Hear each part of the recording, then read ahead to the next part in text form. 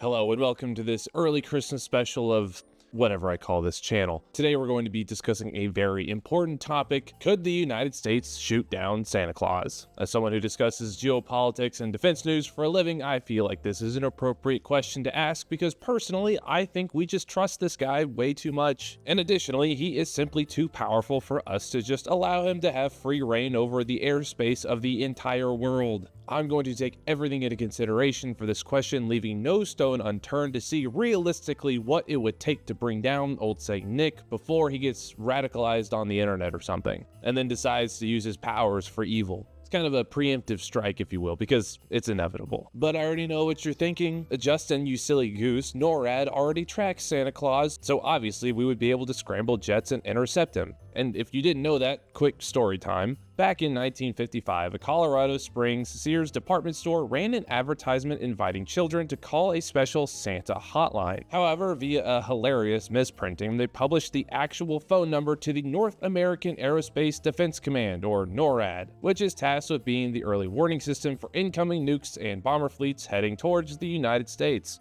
When a child inevitably called the number, instead of the fat Christmas wizard man, they got Colonel Harry Shoup, who, being the only colonel in history with a sense of humor, played along and had his team respond to these calls as if they were Santa's little helpers. Then, in 1958, 3 years later, they made the tradition official. And since then, NORAD has tracked Santa Claus, even going so far as to scramble jets once he gets into American airspace to protect him. But was it to protect him from anti-Christmas communist sympathizers, or did we want to make sure he didn't go rogue and start dropping munitions down everyone's chimneys? My money's on the latter, but the government would never tell you that. But could NORAD track the actual Santa Claus, and if we could we do anything about it? The answer might surprise you. But first, I want to talk about today's video partner and the maker of my new wallet, Ekster. Personally, I hate carrying around big bulky things in my pocket, call it whatever you like, but that made getting this wallet an absolutely no-brainer due to how slim and tiny it is. Look at that. Plus, if you hit this little button right here, your cards pop out like that.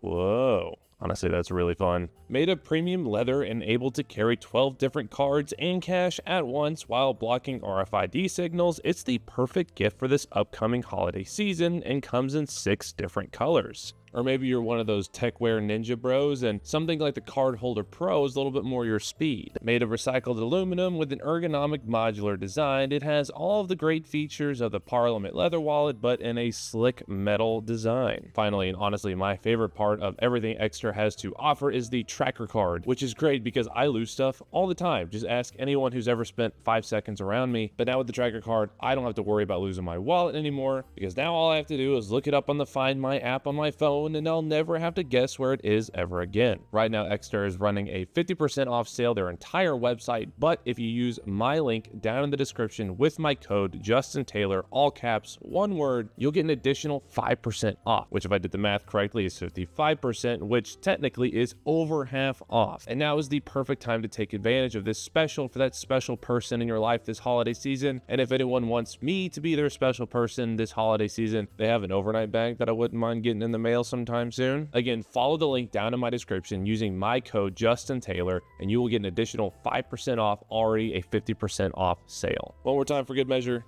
Now back to the video. First, in order to pop Santa Claus out of the sky, we have to be able to find him. One of the most important things in considering this would be calculating his radar cross-section, essentially how big of a return he would be if we pinged him with a radar. One major problem to consider is that the majority of Santa's sleigh and the reindeer themselves are non-metallic and therefore non-reflective materials. The sleds on the bottom of the sleigh, assuming that they are metallic, would be our best bet, but it is likely that these will be retractable, similar to aircraft landing gear. The best chance we would have of getting a return on Saint Nick would be via the antlers on his reindeer. Although organic, these are a solid enough material compared to the wood, fur, and cloth of everything else, and would provide some level of reflection due to their shape. If we assume that each of these reindeer are of average size for their species, that would give us 4.5 square meters of surface area consisting purely of antlers in total. Taking that a step further and assuming that Santa has not used either modern stealth technology or some form of magical cloaking material, we can estimate that the radar cross-section of Santa and his sleigh would be about 10 square meters in total. That's about the same return as Taylor Swift's private jet. That would be an easy thing to track.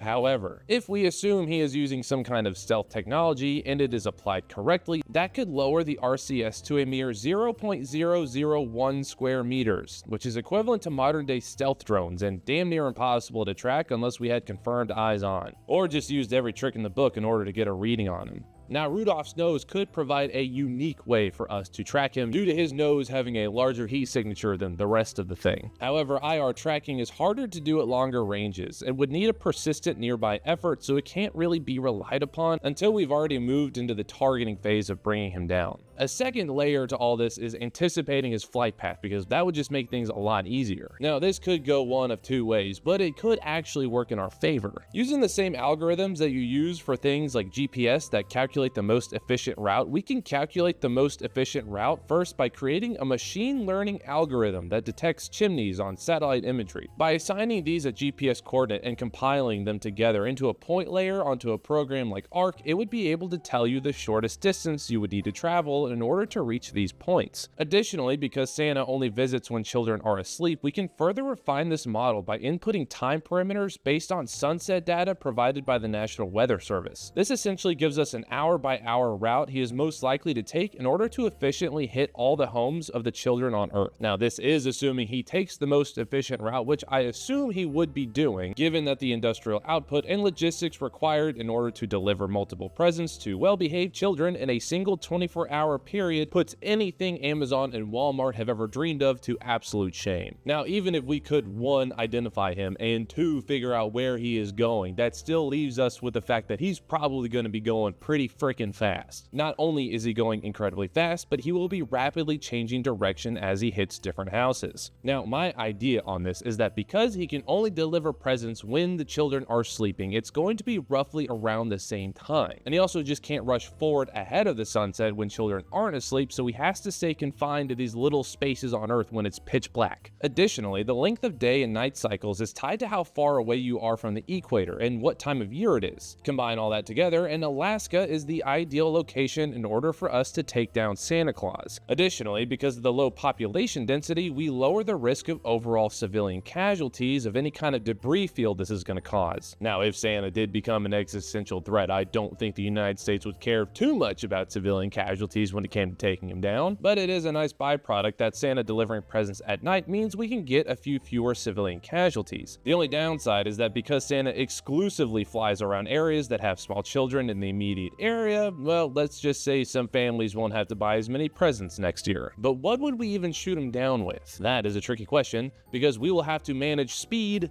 and maneuverability. The AGM-183A air-launched rapid response weapon, Jesus, that's a long name, can reach a blistering Mach 20, or approximately 15,345 miles per hour. It's one of the fastest munitions that we have in the entire US arsenal, and it's great for taking out targets that don't move around too quickly but do go really fast. However, we have to assume that Santa is going to have some kind of maneuverability going on, at least on par with modern single-seat fighter jets. If we catch him off guard, this might work, but it's unlikely he wouldn't be able to at least anticipate it coming and try to maneuver away from it. Other intercept missiles like GBIs and SM-3s would also suffer from this same issue. Our best bet with taking him out with a conventional style missile would be with the AIM-260 Joint Advanced Tactical Missile. Even though this thing is significantly slower, only topping out at Mach 5, it has the maneuverability that would realistically be able to keep up with whatever high G maneuvers you can manage with a bunch of these overgrown Bambis. But do we have the luxury of shooting things at him that can only go Mach 5? Like, how fast is this guy actually going to be going? Well, there are approximately 250,000 households inside of Alaska, and roughly speaking, if these were evenly dispersed across the major populated areas, that would lead to an average distance of 1 mile flown per household, assuming he makes no other stops. I'm going to skip some of the math that I had to do to calculate this, but in order for Santa to actually cover that amount of space in that amount of time, he would need to travel at Mach 328.6. You remember how I said the fastest thing we got goes Mach 20? Yeah, we ain't hitting anything. Theoretically, we could attempt an intercept trajectory for the missiles, but given how far out we would have to track Santa by the time he got in range to lock on, it would be too late, if we could even lock onto something going that fast. So it would appear that we are at an impasse. So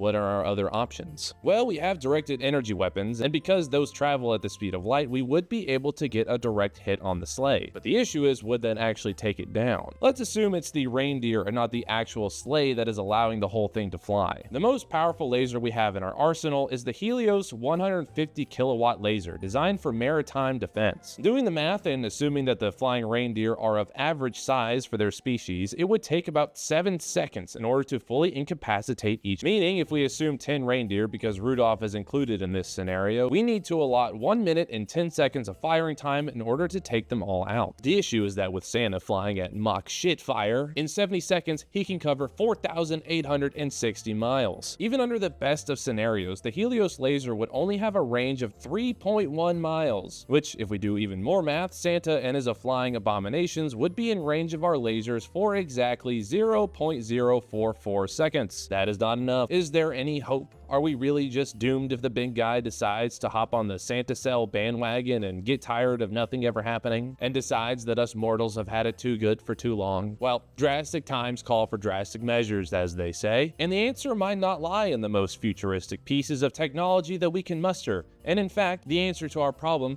might lie in our near past. See, back in the early Cold War, large World War II style bomber formations were expected to be used by the Soviets, but instead of 500-pound bombs, they would be carrying a bunch of thermonuclear warheads in order to send us back to the Stone Age. The problem was that missile air defense networks were in their infancy and wouldn't be able to reliably take on an entire fleet, and intercept aircraft at the time lacked some of the range and capabilities to take them all down at once. So what did the United States do to remedy all these problems exactly? They invented the Nike Hercules, a surface-to-air missile armed with a nuclear warhead capable of delivering a 40-kiloton blast in the sky and obliterating anything within 3 miles of the blast radius. And I think this is the solution we're looking for. So finally, if we wanted to actually effectively take out Santa forever and remove his threat from our world, all we would have to do is, first, calculate the most efficient route of a straight-line maneuver over the family homes in the state of Alaska. Secondly, divert all sensing assets away from our military adversaries and focus entirely on the airspace he would be flying in, while relying on other country sensors to help us keep track of his location as he's going around to ensure there's no deviations to the flight path. Next, we'll need to restore several Nike Hercules SAM missiles in order to be able to A, saturate the air with multiple blasts simultaneously to ensure effective coverage, and B, provide redundancy in case one of them malfunctions. And finally, calculate the exact time he will be entering a favorable section of the Alaskan airspace and time it to how long it will take for the missile to reach that altitude and detonate within a 3-second window of him crossing that area. Luckily, back in 1999, the American Senate rejected the Comprehensive Nuclear Test Ban Treaty by a vote of 51 to 48, meaning we shouldn't have to deal with any real significant international negative reactions by using these bad boys. Plus, we're doing this for the good of all mankind, so if people actually have issues with it, they shouldn't have waited so long for us to have to take things over.